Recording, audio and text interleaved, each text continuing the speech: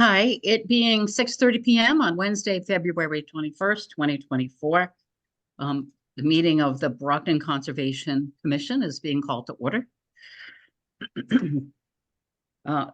This meeting is being conducted remotely in accordance with Governor Healy's open meeting provisions, updated in March of 2023, which extended certain COVID-19 provisions until March 31st, 2025. Real-time public participation and comment can be addressed to the Conservation Commission utilizing the Zoom virtual meeting software for remote access. If you wish to comment during a public input portion of the hearing, please use the raise your hand function to be addressed at the appropriate time. For those of you joining by phone only, please press *9 to raise your hand. A copy of this recording will be on the city's webpage. Please note that this is a professional meeting. Should disrespectful or inappropriate statements be made during the meeting, the host reserves the right to mute the speaker. All votes taken during this meeting will be done by roll call vote to ensure count accuracy. Commissioners, please state your first and last name for the record, and that way we can assure that quorum is met. Laura Beekler here. Lola Green here. Sharifa Mapp here. And Joyce Vora is here. So with 4 people present, quorum is met. Kyle, did you notice if Peggy Curtis was in? I do not see Peggy in the attendees list. Okay, thank you. Good. Okay.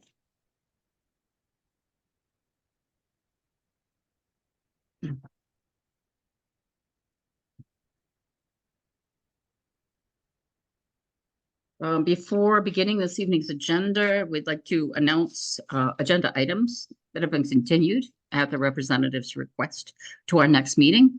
And that next meeting will be held on Wednesday, March 20th, 2024. Those are number 8, 166 East Ashland Street, number 9, 511 Thatcher Street, number 10, 0 Toby Road, number 11, 137 Perkins Avenue, and number 12, 155 Winthrop Street. If there are any members of the public that are here to discuss any of those agenda items, we will see you next month.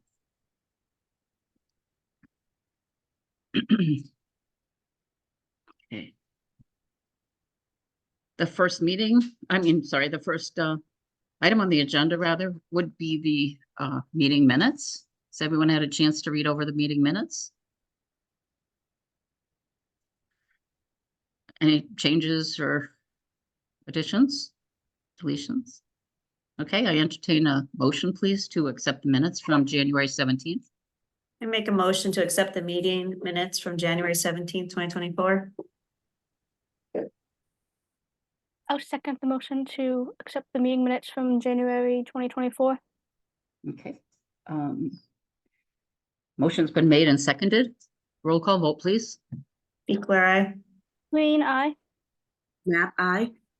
And Voris, aye. The motion passes.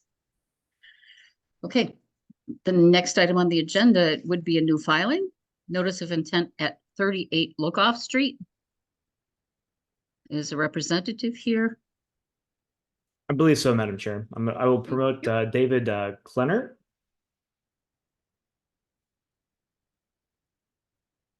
Yes, can you hear me? I can.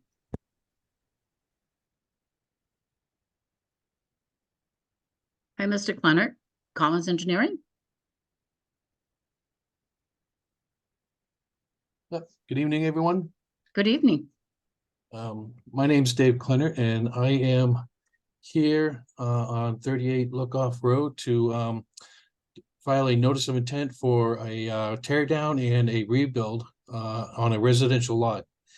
And I can go over the project if I can share my screen, and I can bring up my plans. Okay, while you're doing that, I'd like to make sure that abutters have been notified, and also whether or not a DEP file number has been issued. So yes, I can confirm that the butters were notified, and DEP did issue a file number as of this afternoon, and they also included technical comments. The DEP file number and the technical comments were not included in my agent report since I got that out last week. So that's on the file for the commission. I can go ahead and read through the technical comments. And while I do that, David, you have been promoted to a panelist, so you should be able to share a screen. So you can begin that as I read through this if you want to. Okay. So they did issue the number. Issuance of a file number indicates only completeness of submittal, not approval of the application. So they noted, please note the following. Demonstrate compliance with 310 CMR 10.58.5A through H. Conservation Commission and proponent are advised to review 310 CMR 10.585C, which I'm going to quote from that now. Proposed work shall not be closer to the river than existing conditions or 100 feet, whichever is less, except in accordance with 310 CMR 10.585F or G, end quote. And 310 CMR 10.585D, and I'm going to quote that now. Proposed work, including expansion of existing structures, shall be located outside the riverfront area or toward the riverfront area boundary and away from the river, except in accordance with 310 CMR 10.585F or G. And then they request the additional information be provided supporting those, addressing those issues, be submitted both to the Conservation Commission and to the state. And so that's the end of the technical comments. Okay, I might need a little clarification on some of that afterwards, but thank you. Yeah, and I honestly haven't really dug too deeply into this myself, because we received these just today, so I really Yeah, delve I was deep. trying to look through the CMR and it was a little overwhelming, so Certainly. okay, thank you.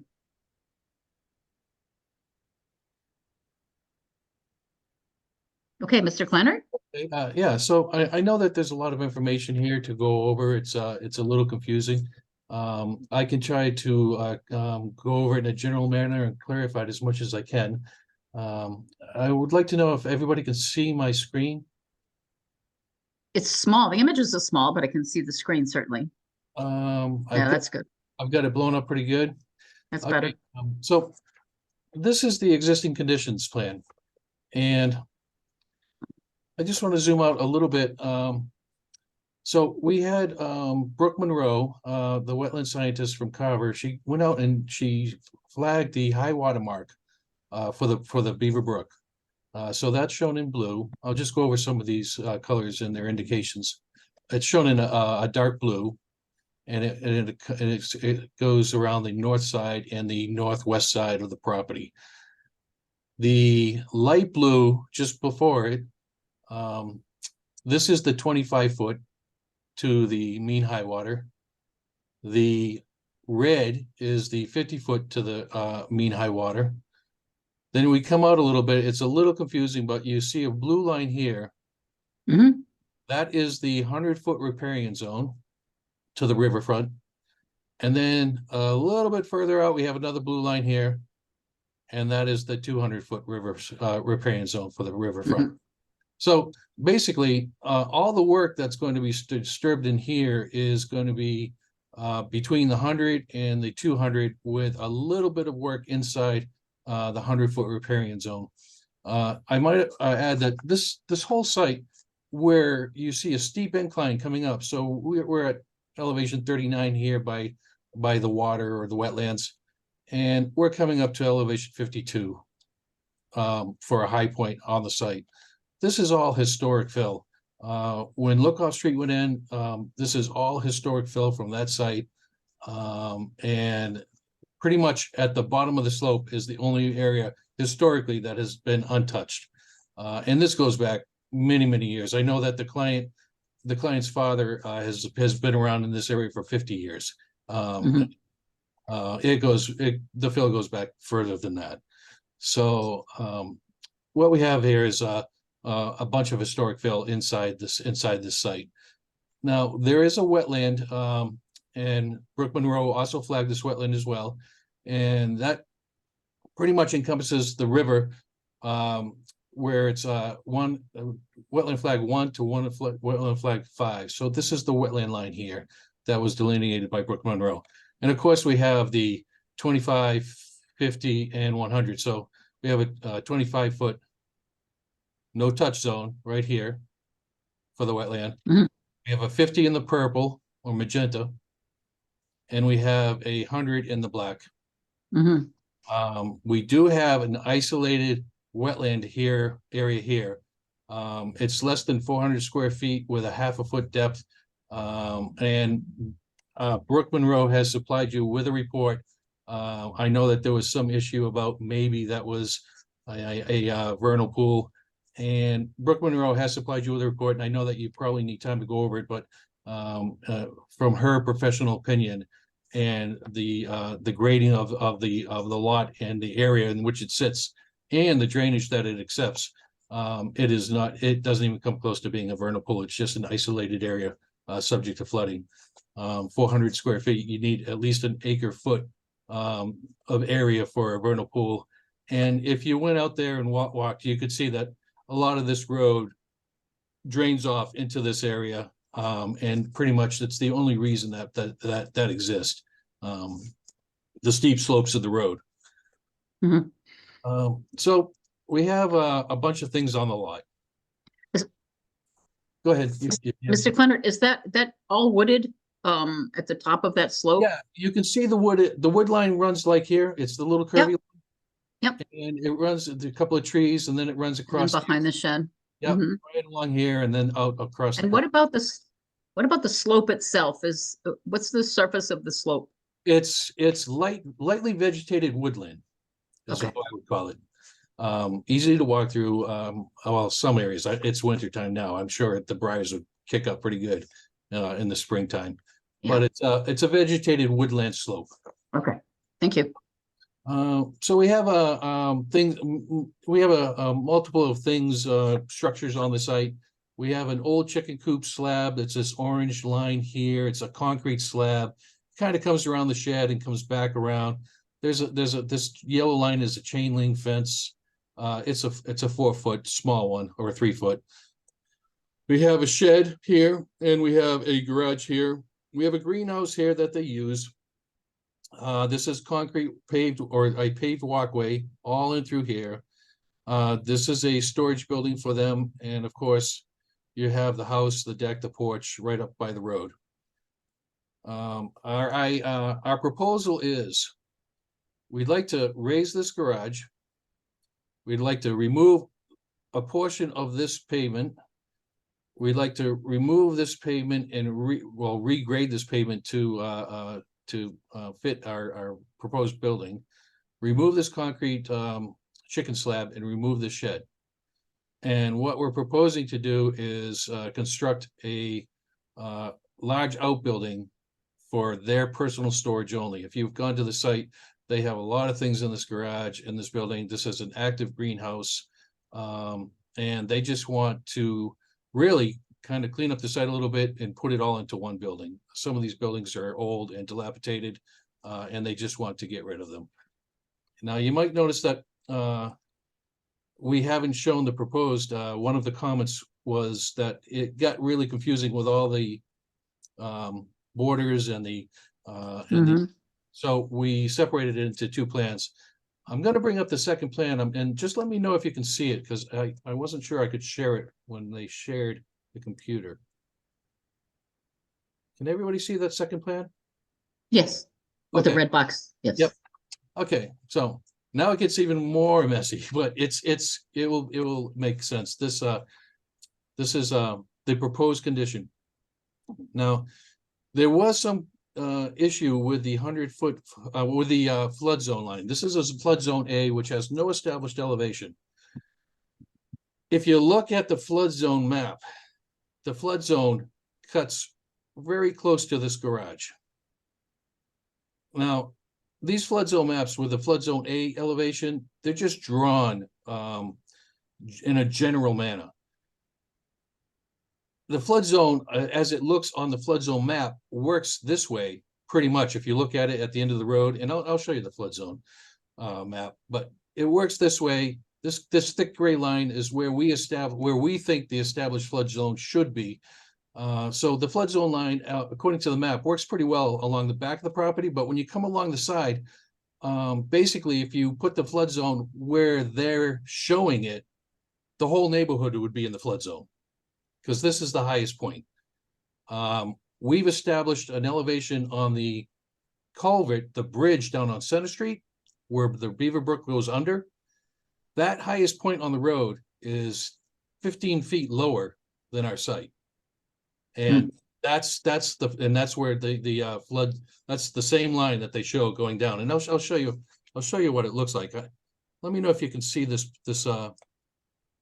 flood zone map. Can you see that flood zone map? I just see the same map you had. Can you see the flood zone map now? I have it up on my screen. Do you have to stop sharing the other one? You might not be able to see it because I have to share it through another medium instead of the one I have up.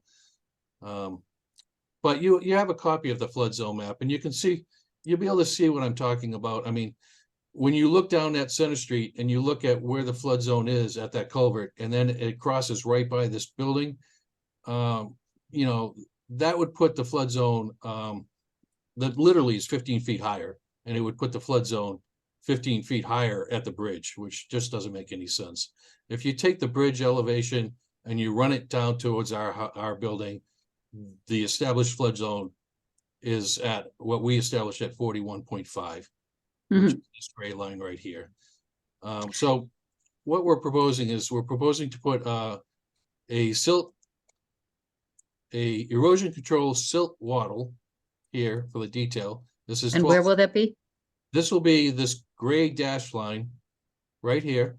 It surrounds the limit of the work, stays outside of our established flood zone, and it comes back around. This will allow us to move in here. This is all disturbed area. Remove the garage, remove the shed, remove the concrete from the chicken coop, and remove the trailer here, and reestablish an area for a building platform. This building would be 40 feet by 38 feet. It's this red line right here, this red square. Now, one of the comments from the DEP was, it sounded like a confusing comment, but what they're saying is, when you're in the riverfront area, and you're in a pre-disturbed area, you don't want to get any closer to the riverfront than what already exists. That's basically what you're saying in a nutshell. So we have an existing garage here that's 84 feet from the riverfront. We have another shed, which is 78 feet from the riverfront, which we're removing. And we are going to be, with our corner here, comes out 92 feet from the riverfront at our closest point. So we're not getting any closer to the riverfront, and we're staying on the already pre-disturbed historic graded slope. There is some woods that we'll have to clear out here on the slope. So are you saying that the shed is within the 100-foot riparian zone already? The shed is within the 100-foot riparian zone. And the garage corner is within the 100? The garage corner will be slightly in, but further away from the riparian bank. So the shed is 78 feet from the riverfront or from the riverbank, and our garage corner here will be 92 feet from the riverfront. So it will be slightly in the 100-foot riparian zone, inside riparian zone, but it will be no closer to the riverfront bank than what already exists. And that's Can you just use your cursor to, like, can you run the cursor along the river? This is very confusing. Here's the high water mark for the river. Now the Beaver Brook runs kind of up here, but the high water mark runs around this purple line. Okay, thank you. Yep. Thank you. Yeah, there's a lot of information on the site. Well, that's one map is, So you know, we're looking at it. I'm looking at it, and I talked to George Collins. He's the owner of the company here today. And if we want to pull it further away of what we think is the flood zone, this gray line, we can always have more foundation showing on the corner and move it another 9 to 12 feet away from that area. so move it towards the front of the property. Yeah, we can have more of this foundation showing, maybe 3 to 6 feet, and that would move, this is a 3-to-1 slope. So that would move it quite a bit away from what we're establishing as the flood zone. And we wouldn't have to cut into this steep bank too much. And it would just be a foundation showing out towards the wetlands.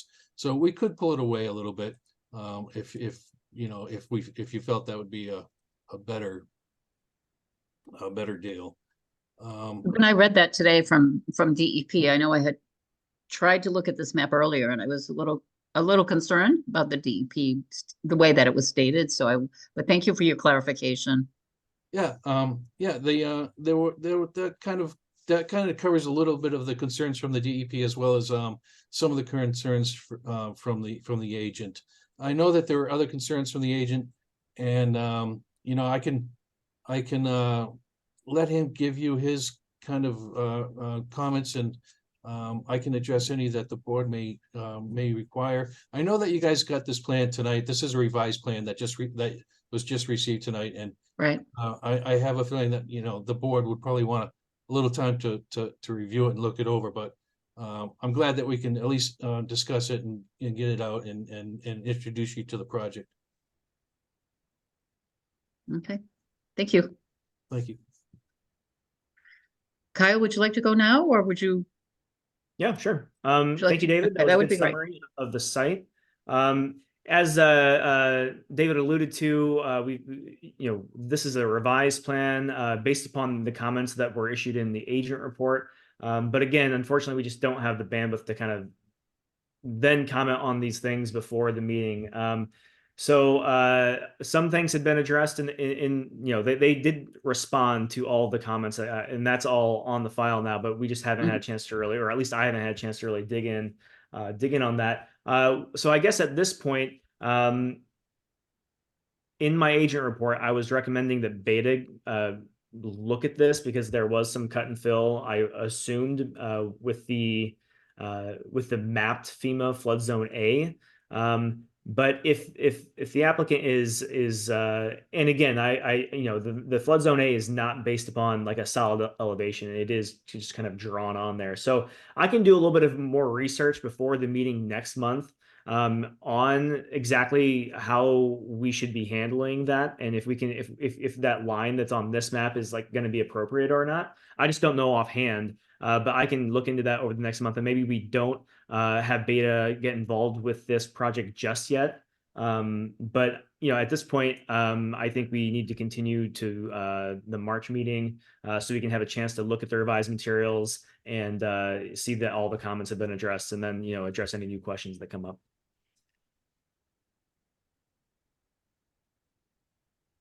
Thank you. Commissioners, do you have any questions at all? I have a couple of questions. Go ahead, One Lily. one question I had is, so this plan has the removal of all those structures. I was just wondering how you're going about into the area and where that material is going to be staged, as well as the material that you're using to build the new building, where that's going to be staged. Yeah. Okay. If we look back on the, let's see. I thought he showed a staging area, but this is the end of the road, paved road. And all the material will have to come through this area. So pretty much all the material will be staged either close to the 200-foot wetland area or outside it. And everything will be hauled away. There's not going to be anything the only thing that we may do is when we cut into the slope, we'll use that dirt around the site. But all the structures will be staged here and hauled away. They have to be hauled away down Lookoff Street. Could you put the proposed Yep. map up instead of this one? Because when you Yeah. say when we cut Yeah. into the slope, I'm not sure where that is. Yeah, that you. slope right there. So if we take out any dirt along the slope, Yeah. or fill any dirt along the slope, any fill that comes in will be in through this paved area. And what will the slope of those that graduated area in the back? This is a 3-to-1 slope. It's 3 to 1? basically a mobile slope. Yeah. Loam and seeded. I have a question too. Oh, Peggy, hello. I finally made it in. Yeah. Zoom decided to update on me tonight. Oh. Do you see the way that the driveway goes towards the trailer? And the red rectangle where the proposed area, Mhm. why couldn't you swing the angle to the left so that it lines up with the driveway and then it would be out of the 100-foot zone? Yeah, even if, yeah, we could swing it to the left. Hmm. That could be a possibility to look at. I still think this would still be a little bit inside, not having done it. This may still be a little bit inside that 100-foot riparian zone. Is there a reason why it's recessed so Well, far I think back? the client just preferred it to be along this angle. I'm not sure where his doors are gonna go or how it's going to be set up. I haven't seen the architectural drawings. That was on his preference, so. Because it looks like you'd have to expand the paved area in order to line up with the. I think if his doors are on this side, Oh, okay, the doors are Yeah. there. Okay. then he wanted some room in here to maneuver things inside the doors. That's the only reason I can. So he would be adding more paved area. Um, correct? actually, once this is done, you're gonna have more roof area, which is clean runoff, and you're gonna decrease the impervious pavement by about 200 feet. And that's all spelled out in this impervious area analysis. So in this, I won't go over it. You can look at it, and if you have any questions, once you've reviewed the plan. But basically, we have 1,826 square feet of impervious. That includes roof, concrete, and pavement areas, paved walkways. And the proposed, we're gonna have 1,620. That includes roof, pavement, everything. So we have a reduction of about 206 square feet of impervious area for this proposed site. And will you be knocking down trees and clearing, Just Okay. just along the steep slope, which is really it's not an old growth by any means. There are trees there on the steep slope. You can see the tree line here. The tree line cuts around here, so this area right in here, I think he actually did an area calculation here in this green of the area of woods to be knocked down. Oh, wow. It's not that very much. I can actually tell you how much it is. That's why I like AutoCAD. This works really fun, really fast.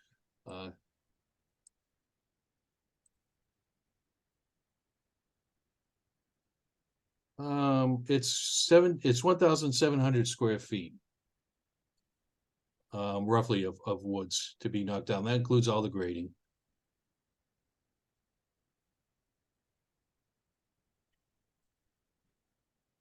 1,700 square feet. 1,000, but basically 1,700.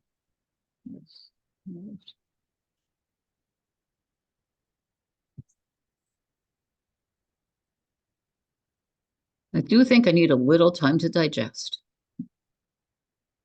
Yeah, I'll be happy to answer any questions that you may have that come up, Okay. at this point. And But this will be a garage according to the definition, right? It says proposed garage. this is garage for personal use only.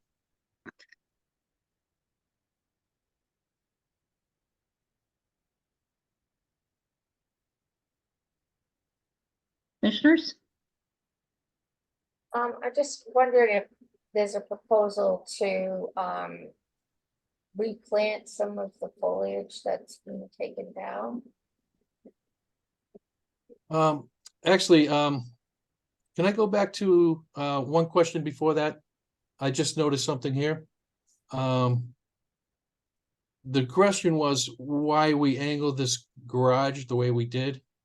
And you can see that this thin purple line here, those are the building offset lines required by the city of Brockton. And we put this about 1 foot off that building offset line. If we angle that garage down, we have a building offset here and a building offset here. We would be outside the zoning limits for the offset to the building. So I don't think that rotating. Could you trace the line again? Yeah, Here's the offset for the accessory building here. See this purple thin line? You kind of lose it right here, but it goes right through the edge of the building. Yeah, So rotating it to the left would put the corner outside of the required zoning offsets for the town, for the city. So I just noticed that. I just wanted to address that. So you And had to understand. what if the dimensions were like 35 by 40? That would have to Or- be, you know, the client would, you know, this is what satisfies his needs, especially by tearing down already existing garages. Mhm. This Mhm. is what he would need to satisfy his needs. I would have to talk it over with him. No, plus it is a zoning issue. It's not our issue. I'm just, I'm Yeah, just yeah. curious. Yeah, and Um, if you wanted to rotate it to the left, I think it would get substantially smaller by putting this corner out out here. We'd have to make it substantially smaller. I have a follow-up question then from that, from you mentioning the line. You had mentioned there was a chance that you could move the building back a bit more from the gradient slope, but does that put the bottom part of like the I don't know where north is on this map right now. Yeah, But right in would here. that, Move it away yeah, from so there, you right? had mentioned like moving it a bit away from there, but would that mess up the building line like that's on the bottom side of the proposed garage? If that makes Does sense. look like those building lines kind of diverge as you go Yeah. away. Like down there, that line, like if you were to move the proposed building, like you said, like 3 or 6 feet, would that cause any of that corner of the building to then? Yeah, if we move this, Well, are you saying forward or backwards? Well, you had mentioned earlier when you were talking that there was a possibility of moving, if it satisfied the commission, moving that building a bit. Oh, further no, away I from the- wasn't talking about moving the building. I was Oh, talking just about the, having a larger foundation showing here. The Okay. larger foundation was showing here, the less we have to grade towards the flood zone. So in other words, if we have, oh, this is a 3-to-1 slope. If we have 6 feet of foundation showing here, then I can 3-to-1, 3 times 6 is 18. I can move these grades 18 feet further away from the flood zone. That's what I was thinking. That's what I was. So normally we'd have 3 to 4 feet of 3 to 4 feet of foundation showing. Mhm. Then I can move this grading 12 feet further away from the flood zone and move this siltation barrier 12 feet further towards the corner of the building. thank you for asking that question, Lily. I assumed that he meant literally moving the building forward as well, a little bit away from the riparian zone. Okay. Any other questions or comments? Is Yeah, there I've got anyone here? something real Oh, quick. go ahead. Not that we are requiring this by any means at this point in the discussion, but it is possible to get a zoning variance if that's something that we need to look at in the future. So I'm just throwing that out there, that you can go to the zoning board and request that, and you can show them a plan and say, we would really like to position this building this way, and we would have to, that would encroach upon this the setback, and would that be okay? So like that is a possibility. But again, I'm not suggesting that we would go down that route yet, but I just want to, let everyone know that that is an option potentially. Can I respond to that just shortly? Yeah, please. Normally, when you go in front of the ZBA, they require a hardship. And you have to prove a hardship in order to get approval for the zoning requirements. If we went to the ZBA on this, we're kind of creating our own hardship because we're putting in a building, and you can't create your own hardship. Okay, I see. So even if So- it was like the commission was not allowing, again, we're not at that point yet, but hypothetically, say the commission didn't want to have this building as close to this resource line or that resource line, you couldn't then go and say, to get this dimension of building on No, this site. because they'll say, well, if the commission doesn't, you're creating your own hardship, just make the building smaller. All So right, the only option that we really have is if you don't allow this as a commission, that the building would have to be smaller. All right. Well, thank you for the clarification. Yeah. And that did not have to go through zoning with all the multiple buildings that you have on the site already? We're gonna go through planning board. It's required that we go through planning board. And Okay. we're showing planning board that we're actually, all these buildings here, the existing garage and the shed, they're non-conforming because this is your building offset line. Right, So we're actually bringing the site more into conformity for planning board purposes. right. Okay. Very interesting. But I don't think we're gonna be able to resolve too much tonight, right?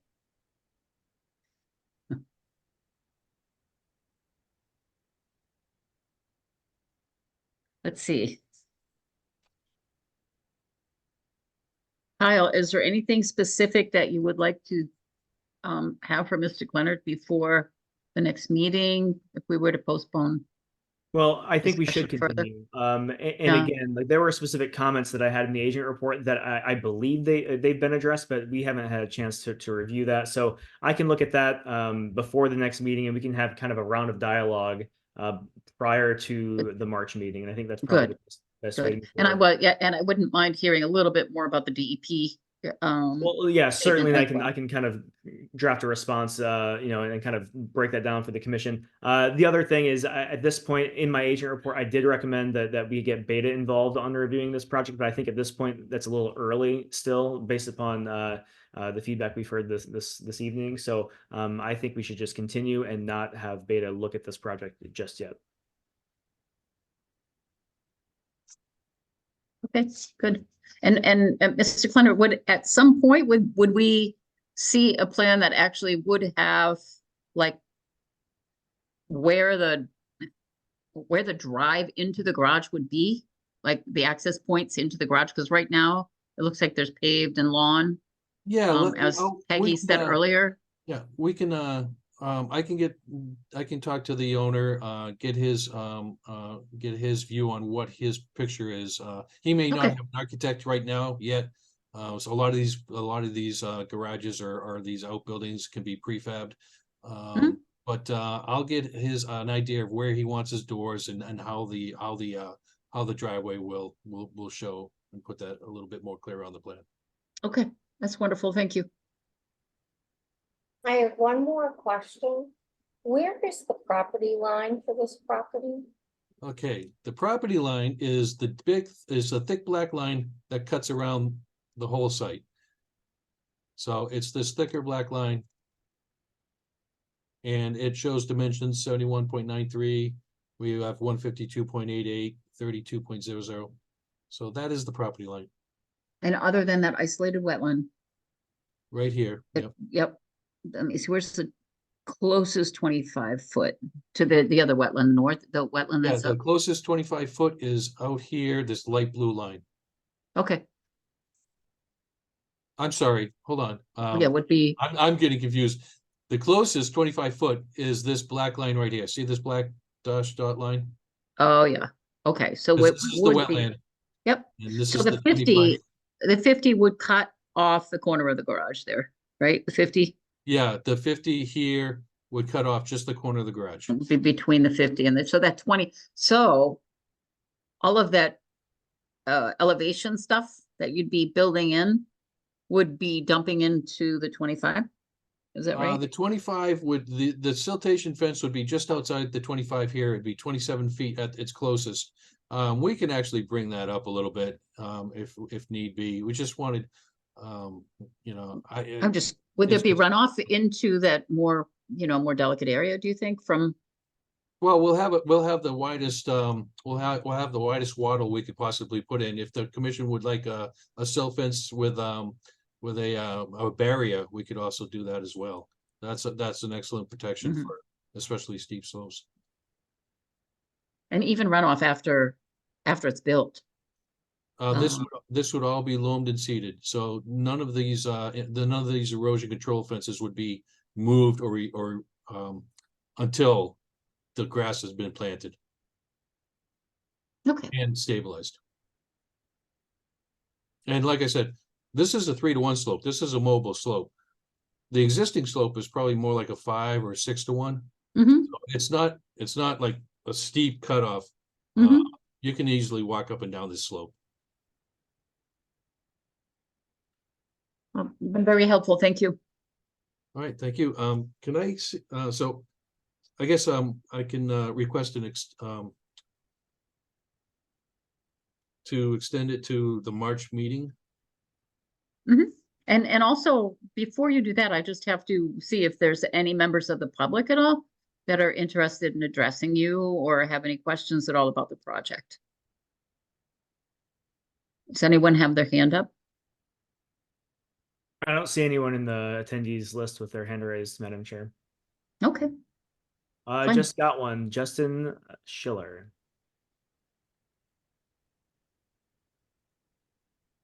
I promoted Mr. Justin to a panelist. okay, thank you.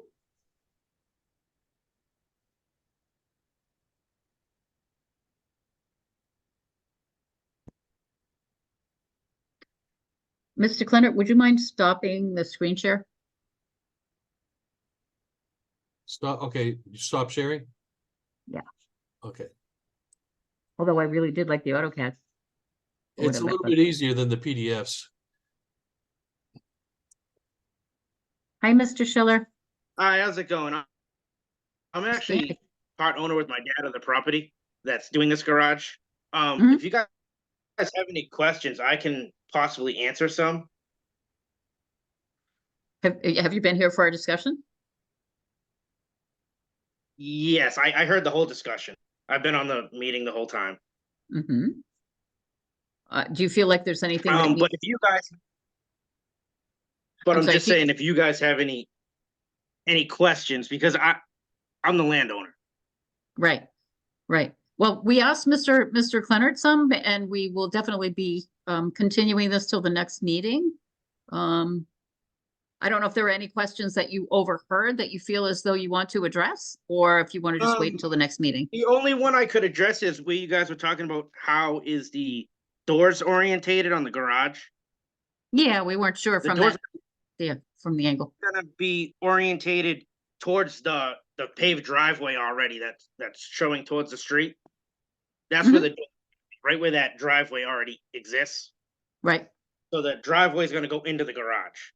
That's okay. gonna be made now. So would you think that like the way that square was on the map, do you think you would be moving it at all to be able to more easily, or would you I be mean- expanding the pave? So I believe in the plan, it says that we'd be where the driveway is, we'd be widening the driveway a little bit to go into the two garage to go into the garage doors. Oh, I didn't But see we're that. gonna part of be it. losing all that cement pad. The other garage is a huge cement pad, and that shed is decently sized. So the pavement that we're actually putting back is less than what we're taking out. So all that where the garages and stuff are, the old ones, it's all gonna be grass and everything. We're gonna be planting everything back. I know you guys talked about planting vegetation back. So we're gonna be planting all that back to grass, and it's all gonna be nice.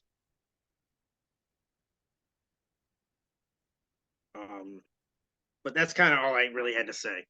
Okay, well, thank you. Thank you. And Kyle, should that additional widening pavement be demonstrated on that last map? Yeah, and that's one of the comments on my agent Yeah. report. Yep. Okay, good. Thank you. Okay.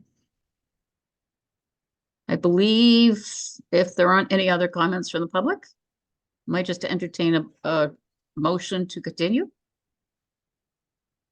I make a motion to continue 38 Lockoff Street to the next meeting, which is in March. What's the exact date? Let me see. March 20th. March 20th, 2024. I second that motion.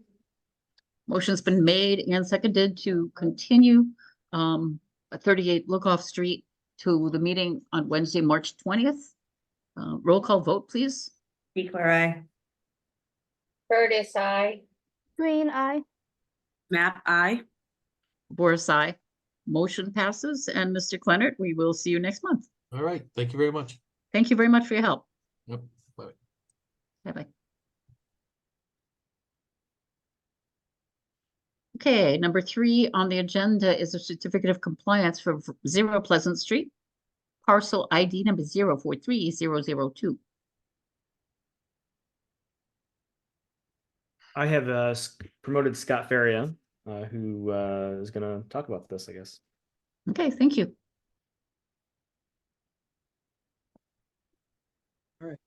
Good evening, evening. Madam Chair, Commission members, good evening.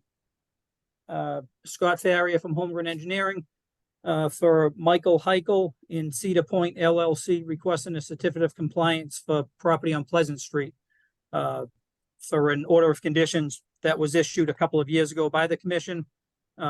We've conducted our as-built. The site is in major compliance. There's a couple of small additions. They built a walkway from the driveway to the back steps. Some landscaped area around the dwelling that wasn't shown originally, some added shrubs, things like that. I think if anybody's been by the site, it really, it's a 2-family home. It really came out nice. Mr. Heichel spent a lot of extra money, as I said, on landscaping, on shrubs in particular, on some patio walkways to the decks, and also spent a lot of money on sod, as opposed to seeding it and waiting for things to grow. He laid down sod over the entire property, so there's no chance of erosion at all. So it looks like the house is already lived in. It's really a nice job, and we're hoping you folks will issue us a certificate of compliance. Thank you, Scott. Mr. Holden. Yeah, I went out and did a site visit, and I agree with Mr. Faria. The site looks great. The one thing that I noted in the agent report is that one of the special conditions was that an agent of the city witnessed the excavation of the infiltration area, and that I didn't see that, and I don't think anyone else from the city was there. However, Mr. Heichel did provide me with a slew of photos that kind of documented the process, and from those photos, everything looks fine as far as the installation of that unit. So all that said, I am recommending that the commission issue the certificate of compliance for the property. Thank A you. complete certificate. Okay. I just have a very quick question, Mr. Faria. Sure. Do you know, was there any attempt made to get in touch with the agent about that excavation? Do you know why? Because that was a special condition. Do you know why that was not done? I'll be honest with you, Madam Chair, I completely overlooked it, so I'll take the blame. Typically, we stress that we've got to set up a pre-construction meeting, get the silt sock in, get the DEP sign up, and then we're usually done with you folks until we're done. So to be honest, I completely dropped the ball on that, Madam Chair. I won't do it again, I promise. Glad there was a good photographer present. It looked like it was over a series. Was it over a series of time too? You could see some of the Yes. photos were just at the foundation level, and then as the building progressed. Agreed. Yeah, it was an interesting setup. Okay. Commissioners. Any questions? I don't have No? any. Okay. I entertain a motion then to issue a certificate of compliance for 0 Pleasant Street. I make a motion to, to complete the certificate of compliance for 0 Pleasant Street with a full order of compliance. I second the motion. Okay, so the motion's been made and seconded to issue a complete certificate of compliance for 0 Pleasant Street. Is there an address now that it's done? I don't believe there is one yet, Madam Chair. But anyway, that property. So a roll call vote, please. Equal eye. Curtis, I. Green eye. Map I. And Voris, aye. Motion passes. Thank you, Mr. Farrett. Thank you, folks. Okay.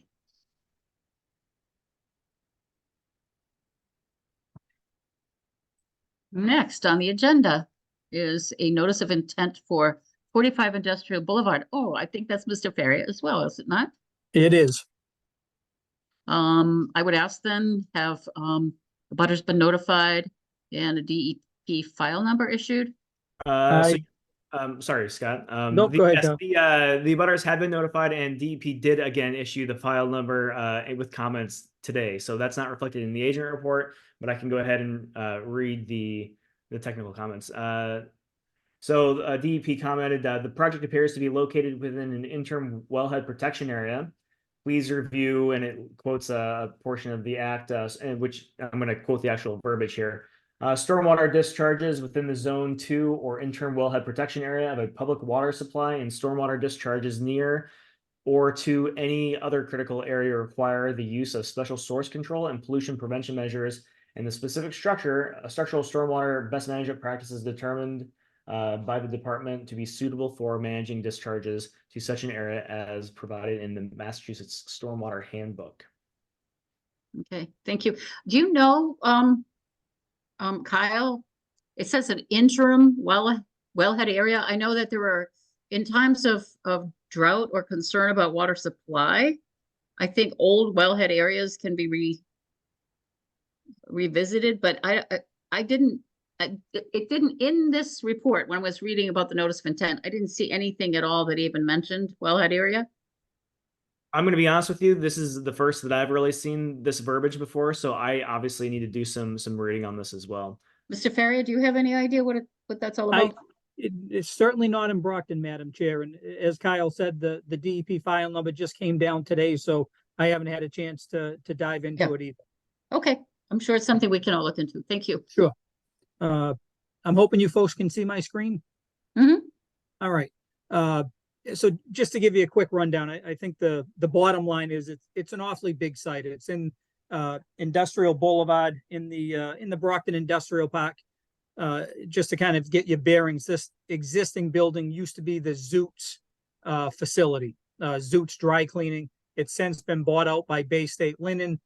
Almost directly across the street used to be FW Webb, and it's now WB Mason has a facility there.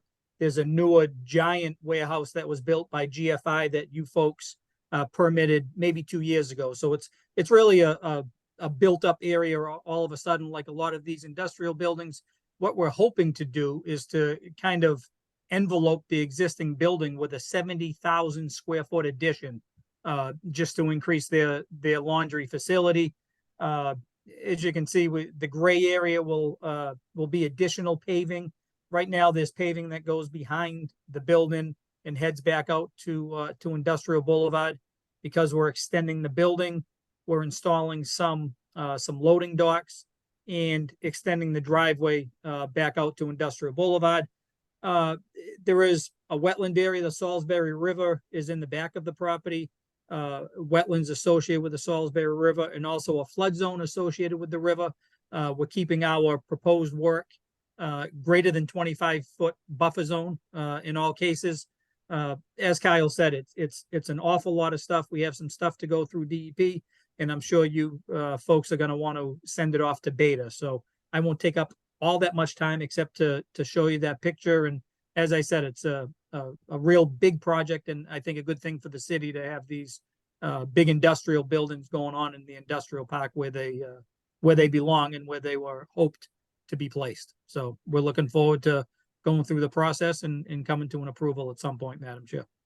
A real quick question. What are the blue little rectangular thingies over there? Yeah. Nope, that's the blue areas are drainage areas, proposed drainage infiltration systems. Okay, well, they're going to be underground infiltration? Yeah, exactly. Yep. So we have underground mainly for the roof runoff. The clean water will go into the infiltration systems. Most of the parking lot is going to be fed through a detention basin, sediment forebays, stone swales, and into a detention basin. So kind of try to separate the two things, the paving from the building. And would you be able to point out the 25-foot with? Or I'm always nervous if I zoom up, but it is this second blue line right here, Madam Chair. And, my hand isn't as steady as the previous engineer was. So it's right in that area there, ma'am. Okay. And just one last question. I was really curious about Operation One Roof. That is that's just their name, I guess. It's Bay State Linen, owned by Operation One Roof. Besides that, I have no information, Madam Chair. Mr. Holden. Yeah, I don't really have anything to add to the summary. Thank you, Scott. Yeah, my recommendation, as outlined in the agent report, is that we have Beta do the review for this, mostly because it is that the stormwater review and make sure the calculations for the infiltration and the stormwater retention areas match up with the need for the site. Commissioners? I have a question about the parking lot area. Yes. It's so close to the Salisbury River. Is there, are we filling in? Is there all existing land there? Is there Yep. chances of flooding? No, if you look on this plan, this smaller rectangle, that is the existing building. And this gray, right in this area is predominantly existing paving. That's already there for circulation for the trucks to get around the existing building. So we're just going to be extending it. It's really surprisingly a relatively flat area behind the building. The river itself, it definitely slopes down to the river, but well outside of our paved area. Just to answer the Madam Chair's question, this red line that you can see, that's the 25-foot buffer. So you can see our paving, is probably about 35 or 40 feet from the wetland line at its closest point. Mhm. And the roadway itself will be curbed, so there's no chance of any stormwater runoff from the parking lot getting into the river. Everything will be caught into our closed drainage system and discharged through best management practices through the detention basin. And how do they sand that area during the winter? Or do they salt it or sand it or? I don't have an answer for you there, Madam Chair. I'm sure with a brand new order of conditions, that would probably be one of the conditions, that salt is not used. I'm sure with a facility of this size, they have a contractor that comes and spreads, hopefully spreads sand. And as I said, I'm sure that'll be one of your conditions. And do you know where the snow removal storage is too? Yeah, we do have, I don't have it shown in this plan, but we do have snow removal areas shown on the site plan itself, Madam Chair, not within the drainage facilities at all. Some areas in the front and also in the side parking lot, but I'll be sure to highlight those and answer that question at the next meeting when we bring up the full set. Thank you, But the Peggy. plan- Good questions. Yeah, the planning board does, always makes a point of asking where the snow storage is. So we have definitely taken that into consideration, but I'll definitely show it on the next plan. Okay. Thank you. Thank you. Tarifa, Lily, any questions? Not at the moment, no. No? Is there anyone from the public that has any questions that would like to address? Mr. No, I Faria? don't have any questions. No? Okay. Anyone from the public? Is there anyone seems to be present? I don't see Kyle? any hands going up. No Madam hands up? Chair. Nope. Okay, thank you. Then I'll entertain a motion then to continue to the next meeting with a referral to Beta for review.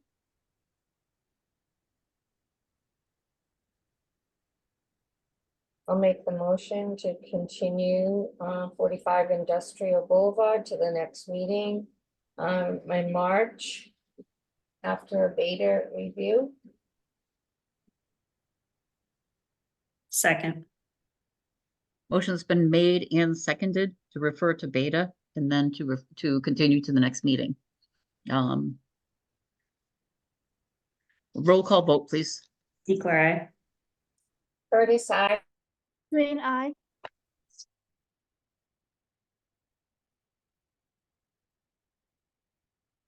Ms. Napier Map I. and Forsyth. Motion carries. We'll see you in a month, Mr. Faria. Thank you, ma'am. Maybe you'll stay right on, I think I have. right on. That's right. One more. The next item is 19 Otis Street. All right. A notice of intent as well, correct? Yes, ma'am. Okay, Again, one last time. I yes, just have to find out about the DEP file number and the abutters. that's right. I believe we just received a DEP file number today, and I'm pretty sure we sent Kyle the abutter notifications as well, Madam Chair. Yeah, that is correct. Okay. Okay, Uh, thank you. Okay, All right, so we have a notice of intent, commission members at 19 Otis Street.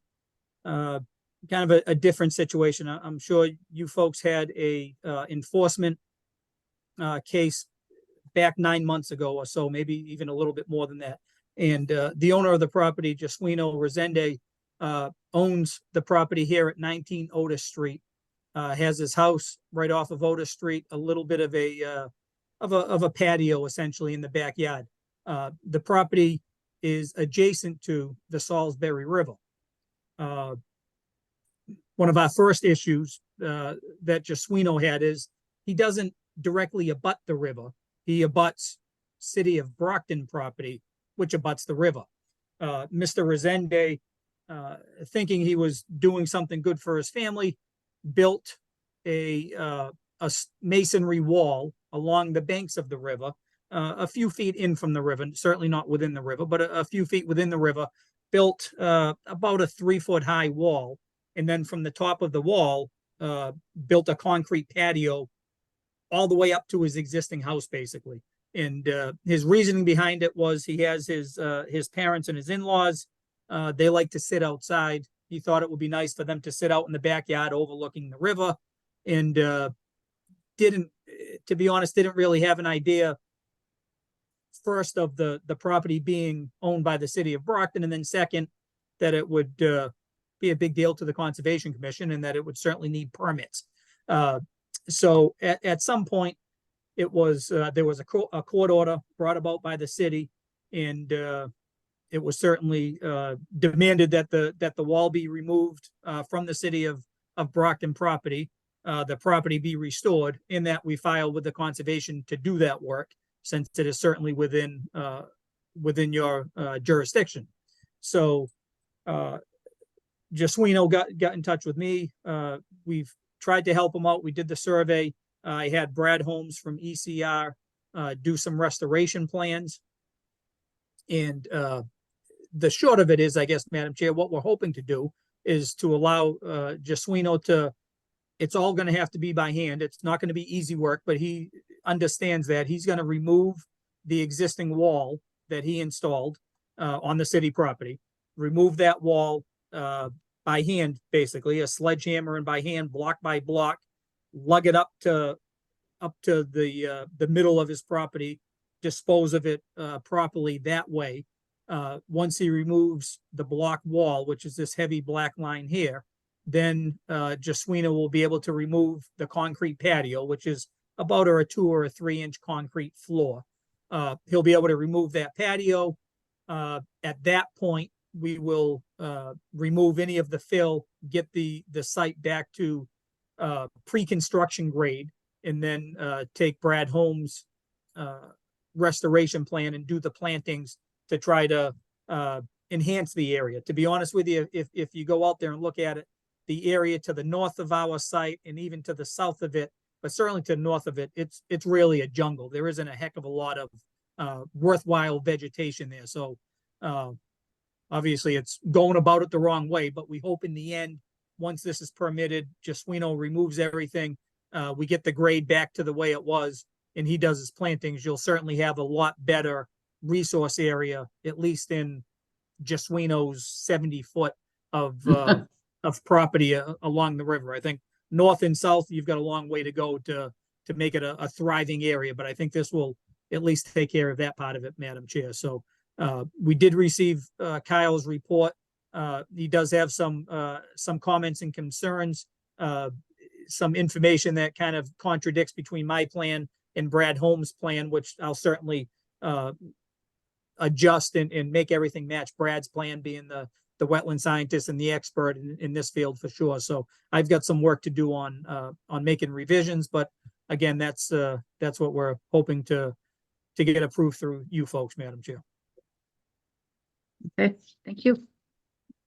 Mr. Holden. Yeah, I don't know that I have a ton to add. That was a great summary, Scott. Thank you. That's certainly the intent, is just to restore this area and it will be better than what it was, because as Scott mentioned, it is kind of a pretty the area back there is not a great as far as the vegetation and stuff, it's just kind of overgrown and not, so no, nothing really to add to that. But just to reiterate, Scott and I will be kind of going back and forth and kind of getting a different plan for you. But this is the broad strokes. But at this point, we just need some more time to kind of to revise the plan and get something that's suitable for the commission to issue an order of conditions for. Agreed. Okay. Commissioners, any questions? Comments? I had a quick one. The applicant is going to remove the pavement, although the concrete by hand. Is that safe to do that? Or is there anything proposed or will be proposed, I guess, to make sure that none of the sediment goes into the river? We'll did I have, miss no, you're right. I didn't get into that detail, but there will be silt sock placed, alongside the river. And then for the stabilization, Mr. Holmes came up with some methods to make sure the slope is stabilized once that concrete wall is removed. But to be honest with you, it doesn't. The area that we're going to be working, the area that Mr. Jesuino Resende has to take down the wall, it's pretty much a flat bank. It doesn't slope down to the river once you get down there. Once you get below the wall and the patio that he built, it's a pretty flat area.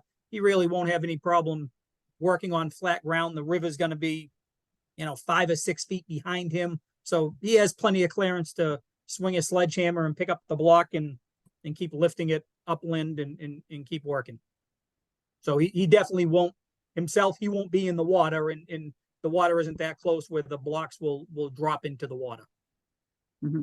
And I have one quick thing. There was something that is written here that there was no plans. There was no plans mentioned about removal of newly constructed stairs that lead down into the brook. Yep, we'll also do that. He built a set of concrete stairs on this side of the property right here. That'll be part of the removal. I didn't specify it, but I certainly will. But that'll be part of the removal also.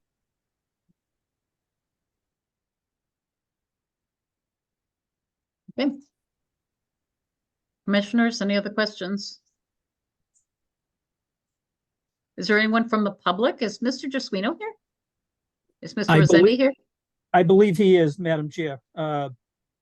There's, at times a little bit of a language barrier, so I don't think he's certainly present and obviously is interested, but I don't think he was looking forward to speaking on the matter if he didn't need to, Madam Chair. No, that's fine. I just didn't know if he would like to speak. He's certainly welcome. We'd love to hear from him, but if not, we really do appreciate the fact that he's taking these, this not inexpensive action. I'm sure. Thank you. Yeah. Thank you. Hello? Yeah, we are here. Oh, good. Hello? Hey. Yeah. I'm just here to help him. That's it, yeah. Hi. Hi. Thank you. Thank you for helping. Yep. I just, Hi, There we go. I'm back. you have a lot of work to do. I know. Yeah. I got He's young and strong, though. Yeah. Young and strong. So. Yeah. Well, thank you. I'm sorry about that, not understanding this whole thing. But That's okay. yeah. No, I learned right now. You learn a lot, huh? Yeah. I know. Don't buy property right near a river. There you go. I know Good that. advice. Yeah. Does anyone have questions or anything for Mr. Resende? Any comments or questions? No, see us then. No? Okay, so we will continue then till next month and you'll revisit the plans and get everything to the point where we Yes, can ma'am. approve that? Is that okay? Well, I'll work with Kyle and get a final plan that you folks will be happy with at that time. Okay, then I'll entertain a motion then. Is there anyone else for the public? No one else for the public? Mr. Resende, is there anything else that you would like to say or hear? All right. He said he just doesn't want to go to court anymore, basically. Understood. Understood. So if, then we will just, we're going to take a vote now. I'm entertaining a motion to continue 19 Otis Street until the March meeting. And then we'll have more discussion at that time. All right. I'll make a motion to continue, the matter of 19 Otis Street to next March, our next meeting. Second, Motion's been made and seconded to continue 19 Otis Street to the March 20th meeting. A roll call vote, please. Declare aye. Curtis, I. Green eye.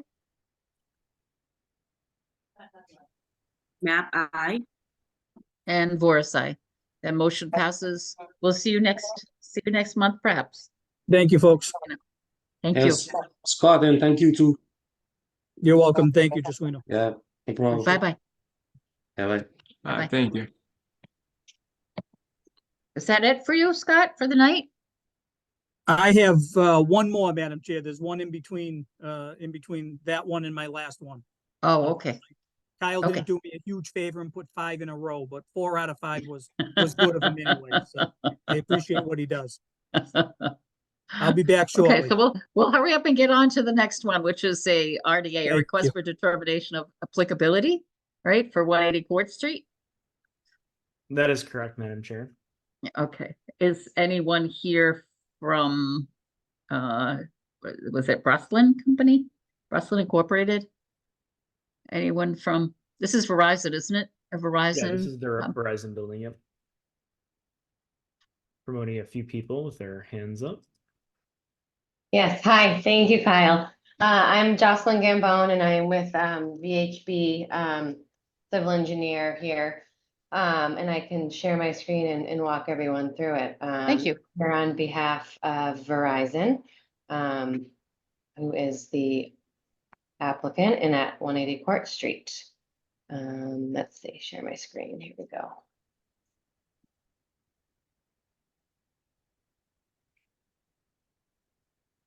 So just to start, to give everyone a little bit of context, I have an aerial of the site here. So here's the existing building. We have a driveway off of Court Street to the left of the building that leads to a parking area behind.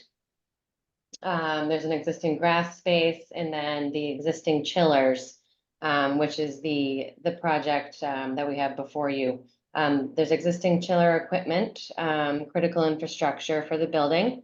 That Verizon is just looking to remove and then replace.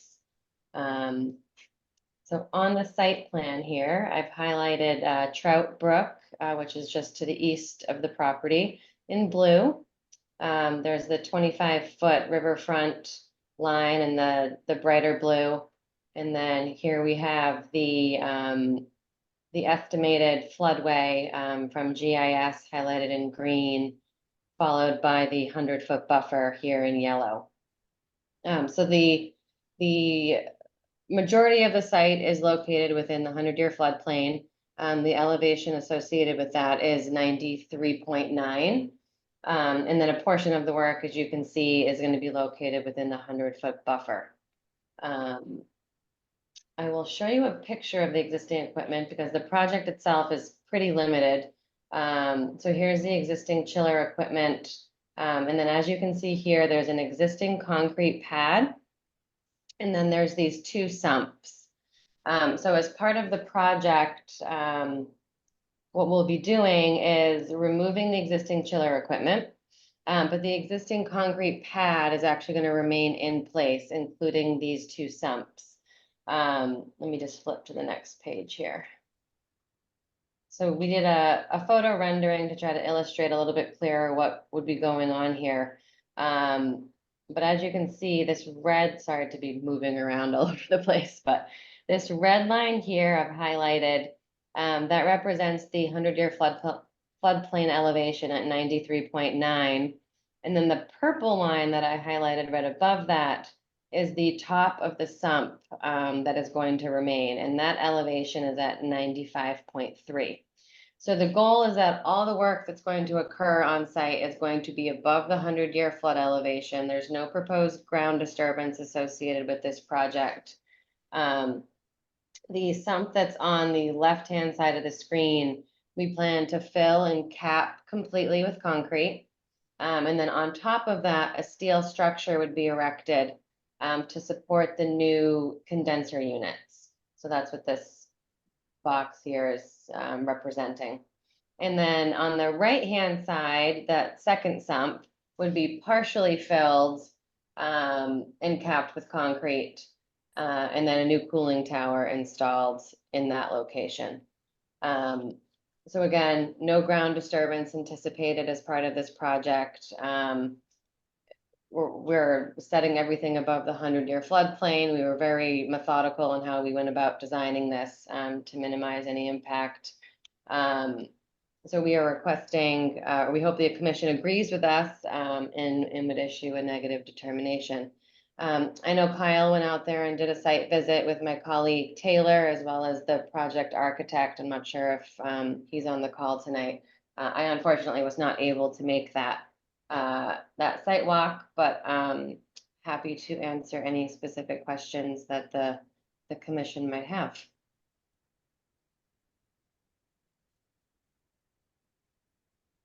So with those active sumps, when there are periods of heavy rains, do they pump water out or?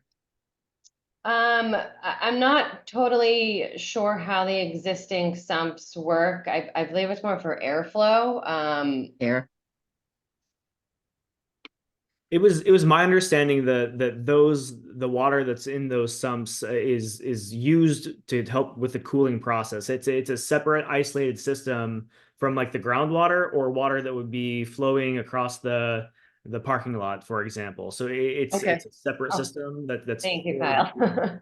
yeah. So if those are capped, are they self-contained units that don't require water flowing through them from a sump, or are they just different? There might be a new I believe there's like water lines feeding them. Brian, Brian's the architect. He might have a better understanding of the actual building system. Oh, yeah, I see. It's just a phone number. I will promote the phone number. Let's see.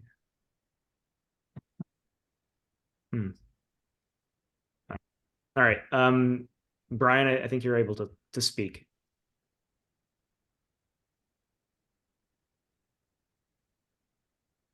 The only reason I Hi, ask this is is because, Brian from. Can you hear me now? yes, thank you. Oh, this is Brian. Excuse me. This is Brian Pino from Canon Design. I am the project manager for this project. By trade, I'm an electrical engineer, but not a mechanical. But I can certainly explain what the water is for. It is absolutely part of the cooling system. It's for heat rejection for the chiller that's inside in the basement. So that's kind of, it's associated with the cooling of the building itself and the equipment inside the building. Okay. So were those sumps not necessary anymore? I guess I was just curious because So one sump is definitely necessary because it's a water-cooled system and they need that water. The other sump is not required because we're going to an air-cooled system, so that water is no longer needed. Okay, thank you. You're welcome. And the one that's on the left is going to be a larger one, correct? Is that going to be, once that's removed, the one on the left will be larger than what's there now? Correct. So That is correct. yeah, we're building a steel structure basically on top of that sump. So the sump would just become a concrete pad that Right. supports the steel structure. Okay. Okay. Kyle, did you have anything that you'd like to add, or? Yeah, one thing. So, and this is Joyce and I have spoken about this project prior to the meeting, and in my agent report, I recommended a -2 determination from the commission. Following my discussion with the chair, we decided that we will go with a -3 determination. And the only difference is -3 determination allows us to add a stipulation. And what we would like to see is when we, because you are extending or moving the chain link fence slightly to encompass the area of the new condenser unit. So when you are installing that new fencing and you're removing poles and drilling new holes through the asphalt, we just ask that you install like an erosion control barrier around that as you do that installation. That will be the only condition that we are requesting with the -3 determination. We can certainly comply with that. But beyond that, yeah, the summary is was well done here. Everything is basically designed to be added above that floodplain or that flood zone elevation. So there will be no permanent change in kind of volume within the floodplain, and that's kind of the goal here. I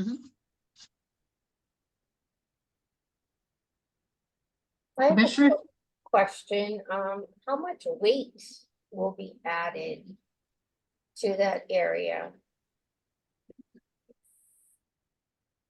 I don't know that answer offhand. Brian, do you have a ballpark of the equipment weight? The equipment weight, I do not recall. So the cooling tower, the piece of equipment on the right is almost a 1-to-1 replacement. So the weight is very similar. But the piece of equipment on the left, I don't know the comparison between the air-cooled unit and the water-cooled unit. I can certainly get that information. Is that why you're filling in the base, is so that you can support the weight of the new unit? No, the whole purpose of that was to cap it so water doesn't get in it. Thank you. Are there chemicals within the towers that actually, for the cooling purposes, are there chemicals and things like that that could potentially leak out or eke out into the area? I don't know anything about cooling. Yes. Not that I'm aware of. These sumps are pretty tight, watertight.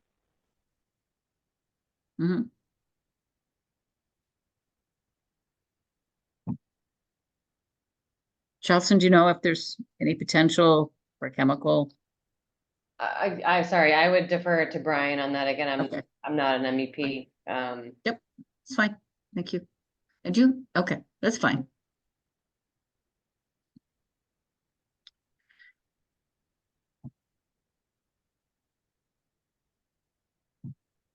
Commissioners? I think you're all set with sharing. Thank you. Thank you. Thank you, Justin. Appreciate it very much. Sure.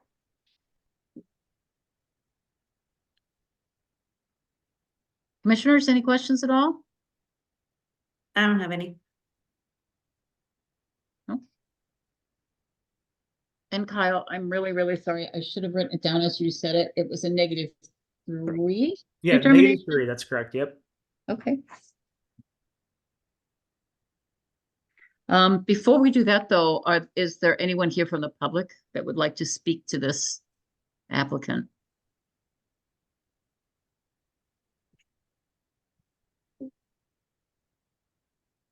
No? I don't see anyone with their hand raised, Madam Chair. Okay, thank you. If there are no further questions, then I'll entertain a motion to close this hearing. I make a motion to close the hearing of 180 Court Street. I'll second the motion to close the hearing of 180 Court Street. Okay, motion's been made and seconded. Roll call vote, please. Beekler, aye. Curtis, I. Green eye. Yep, aye. And Voris, aye. So that close passes. And now a motion to issue a, wait a minute. A -3 determination. A -3 determination. You'd have to add the wording to that, Kyle, for Yeah, you may as well for the record. -3 determination with the inclusion of erosion control, and that is probably fine. And I'll be more detailed in the actual determination. Okay, fine. So, yeah, so I entertain that motion. I'll try this. I make the motion to issue a -3 determination to 180 Court Street with the stipulation to add erosion control barriers during the removal and replacement of the fence. Sounds great. Second, I'll second. Motion's been made and seconded and thirded. Roll call vote, please. Beekler, aye. Curtis, I. Green eye. Nat, I. And Boris, aye. Thank you so much. Great, thank you for your time tonight. Have a good night. Thank you. Thank you. Okay, now, I believe Mr. Scott Faria can come back. I am back, Madam Chair. He's back A quick little break. for an ANRAD, huh? Yes, ma'am. This one has been around for a while, I think. has 549 been. Copeland? Yeah, Mhm. it's 549 Copeland Street. It's the former White Pines golf course. So typical to any golf course, there's just a lot of funky stuff going on, a lot of ditches and ups and downs and wetland resources. And we've gone back and forth with Beta a few times, had a few site visits between Brad Holmes, our botanist, and Beta's representative. And we finally have a plan and a resource area delineation that everybody's happy with, Madam Chair. Mhm. Now, I didn't see an agent report per se. But is Elisa, you?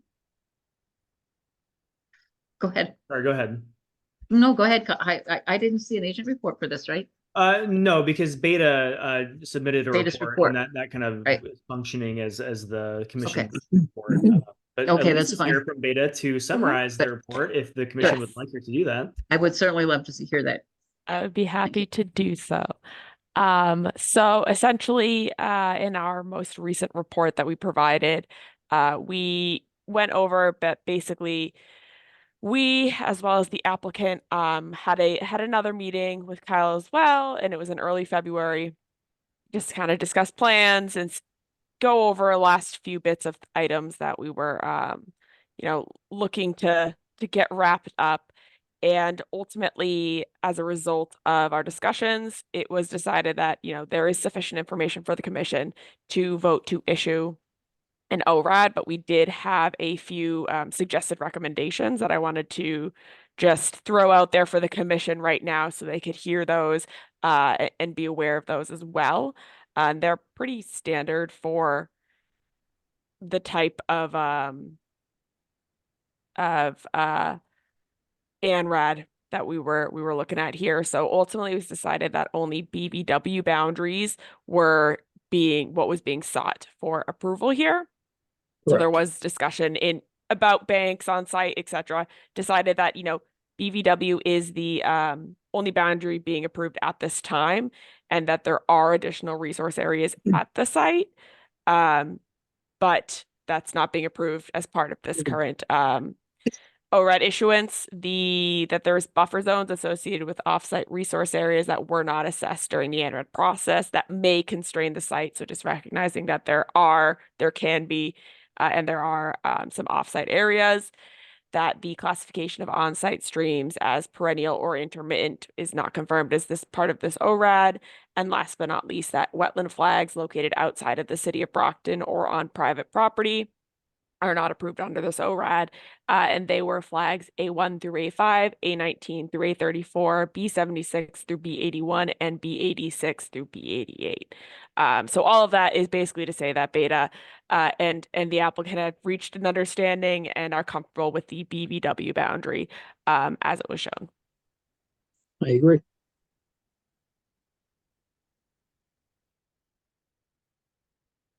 Commissioners, any questions at all? I don't Kyle, have, do you- Oh, go ahead. I didn't don't hear have you. any, so I was just clarifying. Thank you. Kyle, was there anything that you'd like to add? No, I've not got anything to add. Thank you for the summary, Elise. Thank you. Okay.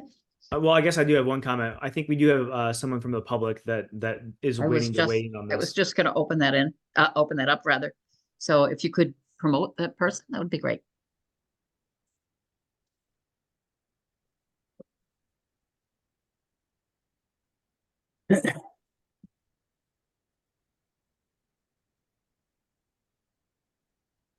Katie Barnacle?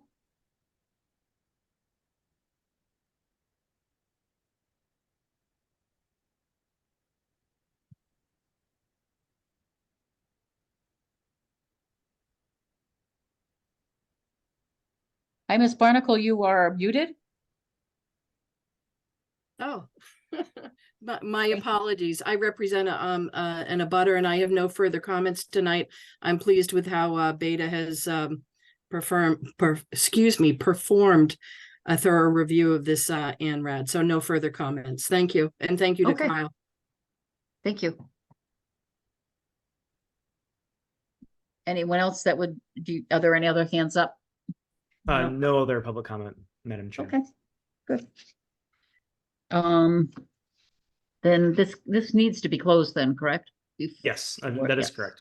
Okay, then I entertain a motion to close the hearing on the ANRAD at 549 Copeland. I make a motion to close the NRAD for 549 Copeland Street. Second. Motion has been made and seconded to close the hearing for the ANRAD for 549 Copeland Street. Roll call vote, please. Equal Curtis, I. I abstain as it's from before my time as commissioner. Map I. And Voris, aye. That motion carries. So our next vote. Thank you, folks. Have a good night. Oh, we haven't voted yet. We just closed. That's okay. Our next motion would be to issue a ORAD, correct? Yes, that's correct. With the specifications that it's BVW only, and I'm not sure, do all those flags have to be in the Just ORAD? reference the comments to be included that Beta included in their report dated February 15. Okay, so you'll take care of all of that, right, Kyle? Yeah, yes, that's correct. When you issue the ORAD, okay. Well, Yes. we trust you implicitly. Okay. Yeah, so I entertain a motion to issue an ORAD as stated by Mr. Kyle for 549 Copeland.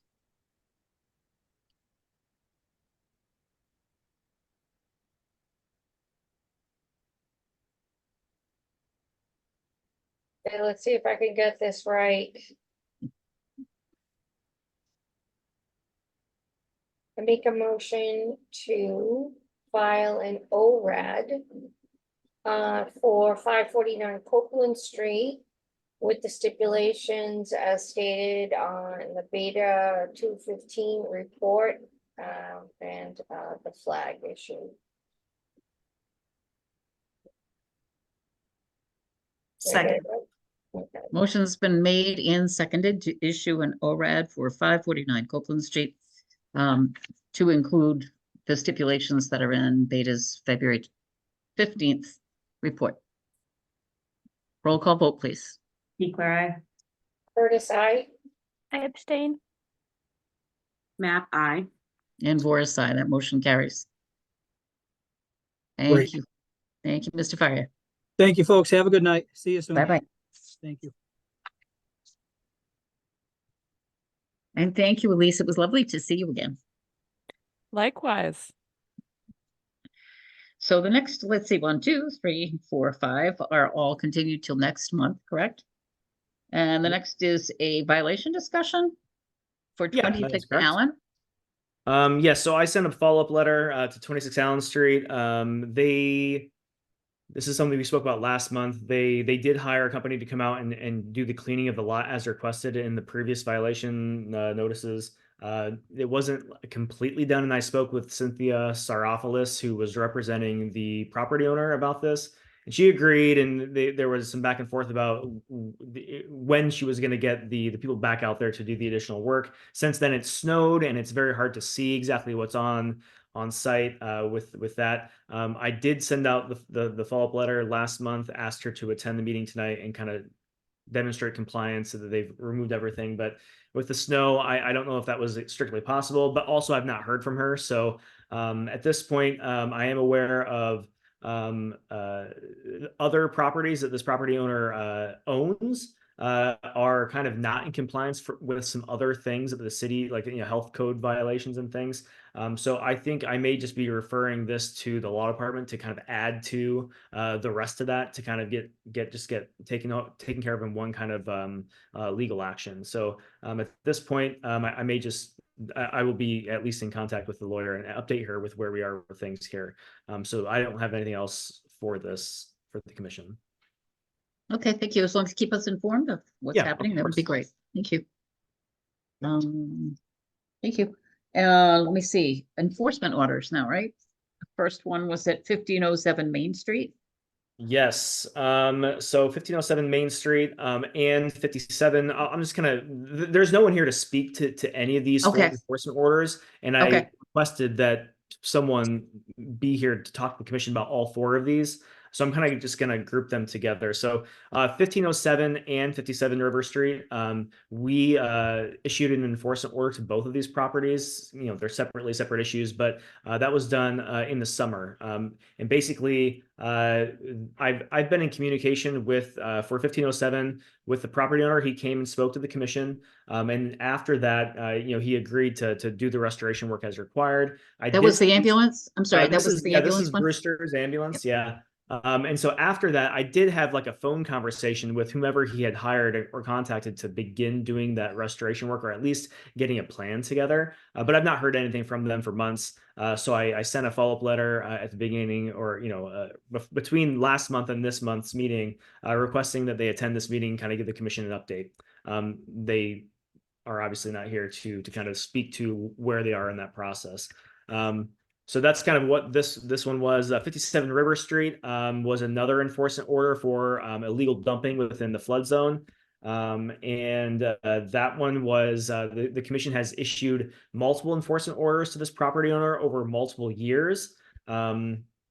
And so again, same kind of thing. So I sent them an email, or not an email, a letter in the mail, certified. It was delivered for both of these properties, requesting their attendance at tonight's meeting. And we didn't, they're not here. So I will take the next steps as necessary to resolve these situations. The next two, if you don't mind me just moving through this list. No, please do, please do. 28 Howard Square and 24 Howard Square were enforcement orders that we voted on last month to issue.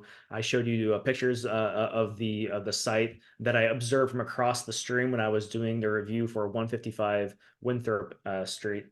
So I did send those. They received them. I sent them via certified mail, and they are obviously not here to demonstrate compliance. All we are requiring for both of those properties is that they clean up that area by the riverfront. No restoration plan required, just like clean up the trash that's literally in the water. That said, at the same time that we issued our enforcement order, or a week or so around that same time, I know the health department, health inspector cited both of these properties, requiring basically the same thing, that they clean up the backyards. And they were not being compliant with the health inspector's orders.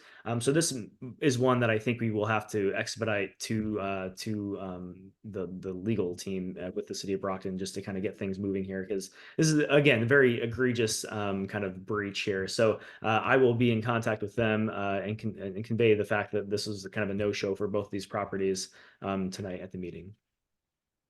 Okay, thank you. That reminds me of a question for you, Kyle. Oh, when we go back to Mr. Resendi's property, and that was city property that he had built on. Yeah, that's correct. Does the city own much of that riverfront property? Do you know? There are parcels kind of scattered around through there. So the city, the river itself is part of a public right of way. I mean, the city kind of owns that as well. So, and there are just parcels kind of scattered around. There's not a buffer of properties that goes along there, but Occasionally, there are some parcels that are owned by the city. Mhm. Okay. Okay, thank you. Yeah, no problem. And then I do have one additional item that's not on the agenda. I received a notice from Eversource about a utility work they're doing. I added this to the file. I've reviewed the mailing. I believe it is an exempt activity. So this is for Eversource Southland Terrace. I do have. I can just share my screen quickly to share the kind of letter. This is all in the file. You guys are all well. It's in the file. It's on the public drive, but it's not on the agenda for the meeting. I will make sure that I add that to the meeting, the agendas, this meeting agendas, like list of items. All that said, the utility work is exempt generally along, assuming that they follow by the standard practices, for erosion control and things like that. And that's all outlined. All those practices are outlined. The best management practices are outlined in this letter.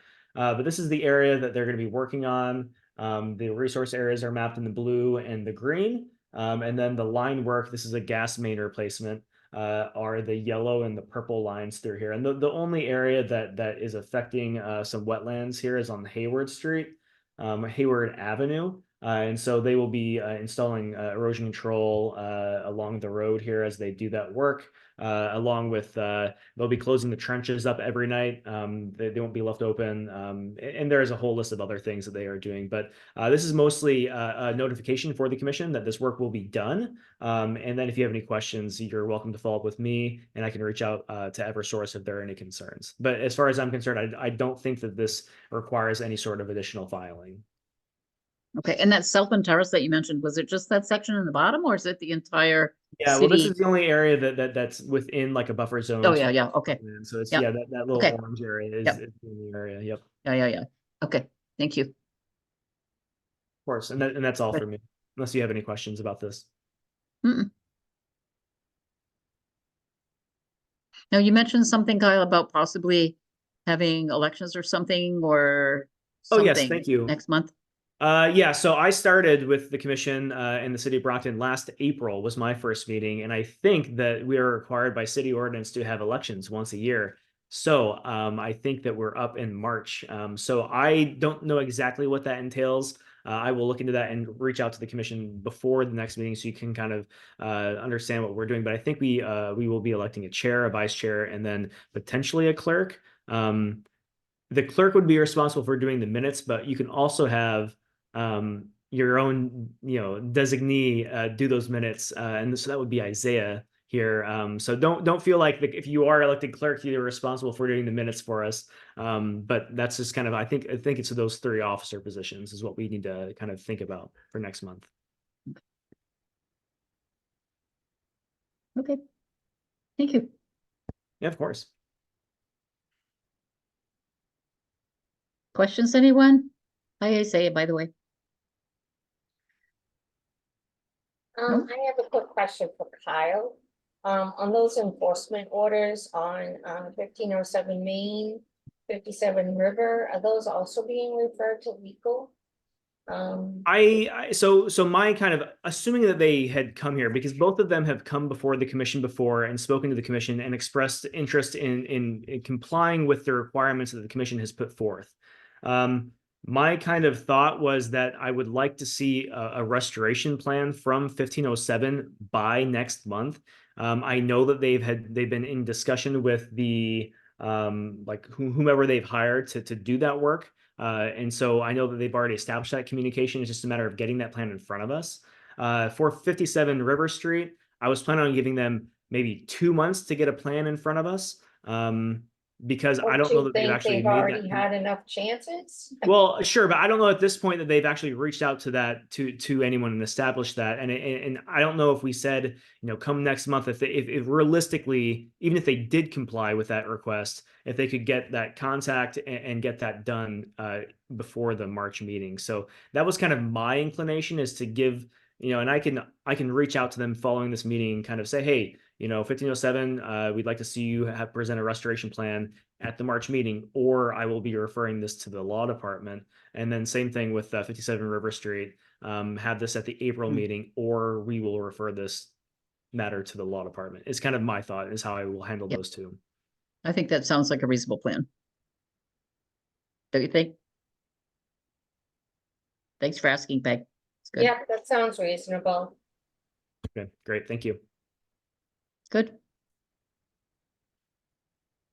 Then I think we should maybe vote to adjourn the meeting. I'll vote to adjourn the meeting or make a motion to adjourn the meeting. I'll second it. Okay, roll call vote. Speaker, I. Curtis, I. Green eye. Yep, aye. And Voris, aye. Bye-bye. All right. Thank Thank you, you. everyone. Bye-bye. Bye.